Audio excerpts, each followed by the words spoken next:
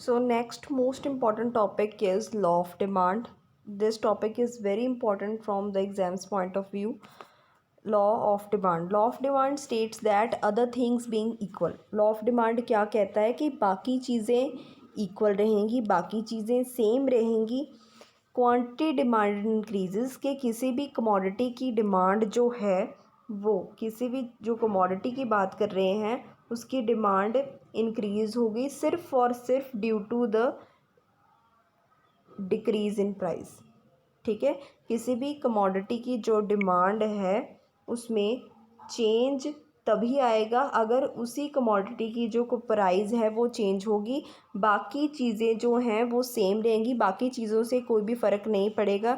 यहाँ पे बाकी चीज़ें कांस्टेंट रहेंगी, ना तो हमें इनकम से इफ़ेक्ट पड़ेगा, ना हमें किसी दूसरी गुड्स की जो प्राइस है वो इंक्रीज़ या डिक्रीज़ हो गई है उससे कोई फ़र्क पड़ेगा, ना कोई एक्सपेक्टेशन से फ़र्क पड़ेगा। ठीक है, जो भी हमने पहले सारे डिटर्मिनेंट्स पढ़े हैं उनकी वजह से डिमांड पे किसी भी तरह का अफेक्ट नहीं होगा, डिमांड इंक्रीज़ और डिक्रीज़ नहीं होगी। डिमांड इंक्रीज़ और डिक्रीज़ सिर्फ तब होगी अगर प्राइस में इंक्रीज़ और डिक्रीज़ आएगा।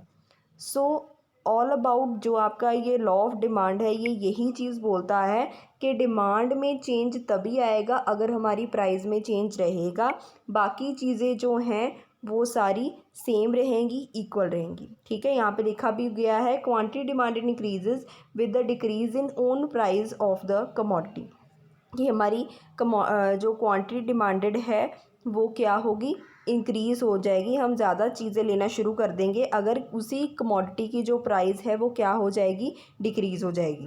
ठीक है, जैसे आइसक्रीम की प्राइस डिक्रीज़ हो पहले 10 रुपीज़ थी, हम 2 स्कूप्स ले रहे थे उसके बाद आइसक्रीम की प्राइस जो है वो 5 रुपीज़ हो गई, हम उसकी जगह पे फिर हमने 2 की जगह पे 4 कोन्स लेनी जो है वो स्टार्ट कर दी। ठीक है, so there is a inverse relationship between the quantity demanded and its price. So आपको जो ये जो लॉ ऑफ डिमांड है ये आपको यही चीज़ शो करता है कि डिमांड में और प्राइस में कौन सा रिलेशन है, ऑपोजिट रिलेशन है, इनवर्स रिलेशन है, नेगेटिव रिलेशन है।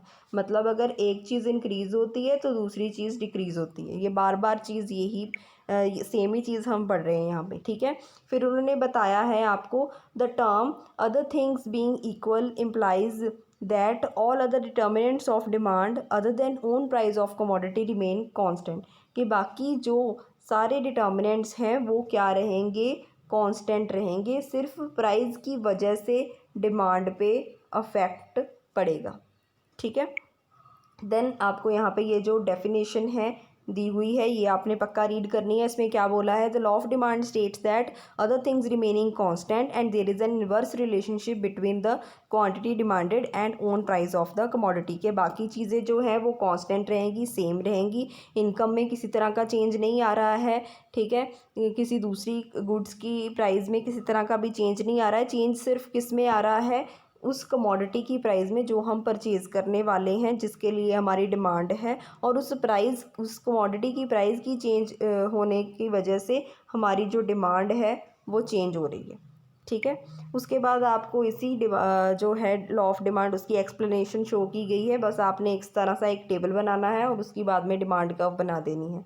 सेम टेबल आपका जैसे मैंने डिमांड स्केड्यूल कराया था वैसे ही बनेगा। ठीक है, इसमें कुछ भी मुश्किल नहीं है, जैसे मैंने आपको डिमांड स्केड्यूल करवाया था वैसे ही इसका टेबल सारा बनेगा, और जिस तरह से मैंने आपको डिमांड कर्व कराई थी वैसे ही इसका ये लॉ ऑफ डिमांड का डायग्राम बनेगा। ठीक है, जैसे कि देख भी लो आप डिमांड स्केड्यूल में क्या बोला उन्होंने कि कोई भी आप यहाँ पे प्रोडक्ट ले लो, कुछ और ले लेते हैं, अब आइसक्रीम नहीं लेते, बिस्किट भी बहुत खा लिए हैं, बिस्किट की जगह पे हम चॉकलेट ले लेते हैं। चलो ठीक है, चॉकलेट की प्राइस जो थी पहले 10 रुपीज़ थी, उस टाइम पे हम 100 चॉकलेट्स बाई करते थे। ठीक है, मान लो हमारी शॉप थी, हम 100 चॉकलेट्स वहाँ पे बाई करके रखते थे आगे बेचने के लिए। उसके बाद प्राइस जो थी कम होगी, 9 रुपीज़ होगी, तो हमने यहाँ पे डिमांड अपनी इंक्रीज़ कर दी, कितनी हो गई, 150 हो गई।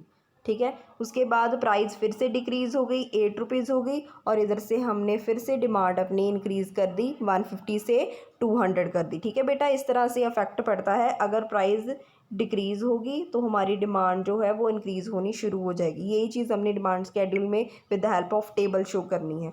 आपकी मर्ज़ी है, आप यहाँ पे जो वैल्यूज़ हैं वो चेंज भी कर सकते हो। बस ये चीज़ ध्यान में रखनी है कि अगर आप प्राइस कम होती दिखा रहे हो तो इधर से डिमांड जो है वो ज़्यादा होती दिखाना, ठीक है।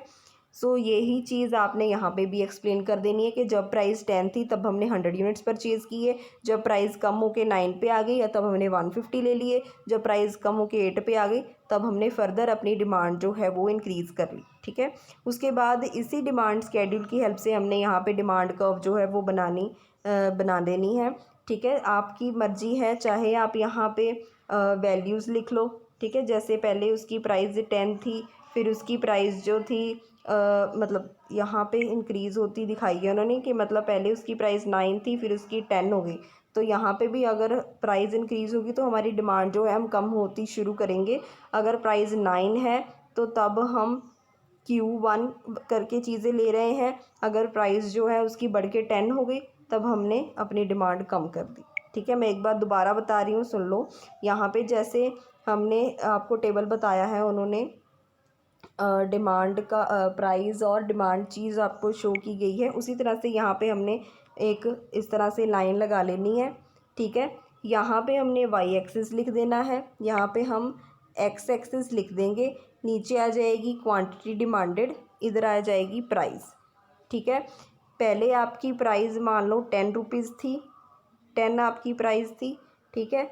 हम उस टाइम पे कितनी चीज़ें परचेज़ कर रहे थे, हम उस टाइम पे 4 गुड्स परचेज़ कर रहे थे, ठीक है। जैसे ही उसकी जो प्राइस है वो बढ़ के कितनी हो गई, 15 हो गई, हमने क्या किया, अपनी डिमांड इधर से कम कर दी, 4 की जगह पे 2 गुड्स लेनी जो है वो शुरू कर दी। इस तरह से हमने 2 बार्स के साथ चाहे डिमांड कर्व बना लो, चाहे 4 बार्स के साथ बना लो, जिस तरह सेम हमने डिमांड कर्व बनाई थी उसी तरह आपने यहाँ पे जो है लॉ ऑफ डिमांड शो करने के लिए डिमांड कर्व बना देनी है और उसकी जो लाइन है, ये जो स्लोप है, ये डाउनवर्ड शो करनी है, ठीक है बेटा। देखो यहाँ पे जैसे प्राइस पहले 10 था, हमने 100 गुड्स की डिमांड की थी, फिर प्राइस कम होके 9 हो गया तो हमने 150 कर दी। इसी चीज़ को हम अगर टेबल से करें कि मान लो अगर प्राइस आपका पहले 10 था, उस टाइम पे आप यहाँ पे 100 चीज़ें ले रहे थे, उसके बाद आपका प्राइस 9 हो गया तो हमने यहाँ पे 150 चीज़ें लेनी जो है वो शुरू कर दी। आप यहाँ पे वैल्यूज़ भी डाल सकते हो, दैट इज़ वेरी इजी, ठीक है। उसके बाद जो आ जाता है, यही चीज़ को कर्व को आपने यहाँ पे भी बता देना है कि जैसे ही आपकी ये देखो उन्होंने बताया हुआ है कि demand curve D shows that demand for a commodity x extend from OQ to OQ1 when it's price falls from OP to OP1, ठीक है। उन्होंने आपको यहाँ पे बताया है कि जब आपकी जो डिमांड है कब चेंज हुई है, डिमांड आपकी तब चेंज हुई है। देखो जब आप पहले आपकी प्राइस OP थी, जैसे आपकी price OP to OP1 shift हुई है तो उसकी वजह से हमारी जो डिमांड है OQ to OQ1 शिफ्ट होगी। जैसे इधर नीचे को शिफ्ट हो गया तो इधर आगे को शिफ्ट होगी, तो इसकी वजह से हमारी ये जो स्लोप है वो डाउनवर्ड बनी है, ठीक है। कुछ इतना मुश्किल नहीं है, जो चीज़ आपने डायग्राम में शो की है उसी को आपने एक्सप्लेन करना है। देन मोस्ट इम्पॉर्टेंट उसकी अजम्पशंस हैं, वो देना आपने नहीं भूलना। अजम्पशंस का मतलब मैंने आपको पहले भी क्लियर किया है, जो चीज़ हम अज्यूम करके चलते हैं, मान के चलते हैं। सो लॉ ऑफ डिमांड में हम एक ही चीज़ मान के चल रहे हैं कि प्राइस के डिमांड जो है कमोडिटी की वो सिर्फ प्राइस के चेंज होने से चेंज हो रही है, ठीक है। बाकी डिटर्मिनेंट से कोई भी फ़र्क नहीं पड़ रहा, जो हमारी डिमांड है वो सिर्फ प्राइस की वजह से जो है वो क्या हो रही है, प्राइस की वजह से जो है वो चेंज हो रही है। बाकी डिटर्मिनेंट्स जो हैं वो सेम है, ठीक है। वही चीज़ हमने अजम्पशंस में शो करनी है कि law of demand hold good. तो लॉ ऑफ डिमांड तभी एप्लीकेबल होता है, तभी उसे होल्ड गुड कह सकते हैं जब बाकी चीज़ें जो हैं सेम हैं। Here other things refers to the factors, जो कि हमने आपको पहले एक्सप्लेन कर चुके हैं हम, ठीक है। तो फैक्टर्स कौन कौन से हैं, जितने भी हमने फैक्टर्स किए थे बस आपने वो फैक्टर्स लिखते जाना है और साथ में लिखना है no change. Taste and preferences remain constant, there is no change in taste and preferences.